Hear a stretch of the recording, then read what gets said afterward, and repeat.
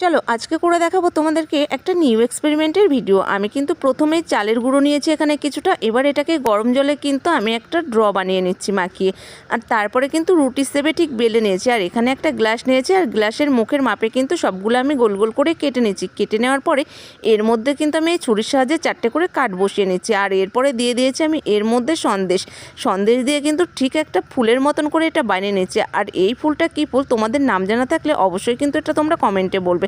আর বাকিগুলো বানিয়েছিলাম একটু ঝাল ঝাল করে, আগে থেকে আমি আলু মাখিয়ে রেখেছিলাম, আলু মাখা দিয়ে এইগুলো করেছি। আর উপর থেকে সাজিয়ে দিয়েছি এক টুকরো টমেটো দিয়ে। এবার এটা কিন্তু হয়ে গেছে, দেখো দেখতে কতটা দারুণ লাগছে। এবার কিন্তু এটাকে ভাপিয়ে নিতে হবে। কড়াতে আগে থেকেই গরম জল বসিয়ে রেখেছিলাম, তারপরে কিন্তু এটা ভাপে বসিয়ে দিয়েছি। প্রায় 20 মিনিট আমি এটাকে ভাপিয়ে নিয়েছি। আর তারপরে ভাপানোর শেষে কিন্তু এই বোনটাকে দিয়েছি টেস্ট করতে। ও তো খেয়ে বলছে ওর বেশ দারুণ লেগেছে। তোমরাও কিন্তু একবার অবশ্যই ঝটপট ট্রাই করে ফেলো। আর ভিডিওটা যদি ভালো লাগে অবশ্যই কিন্তু চ্যানেলটাকে সাবস্ক্রাইব করে একটা